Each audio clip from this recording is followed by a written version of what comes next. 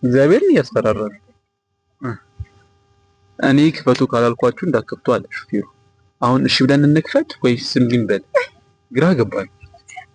እኛ ጨነቀን። ምን እናድርግ ነው ጥያቄ። ድንገት አንደኛው ካሜራማን ምን እንዳጋጠመው አልታወቀም። በለበሰው በቃ እርቃኑን ነበር። በጣም ነበር የሚሞቀው ሀገሩና የለበሳትን ባንድ ብቻ እንደታጠቀ ከኛ መሀል በሩጫ ሌሊቱን ሙሉ ተበጥሶ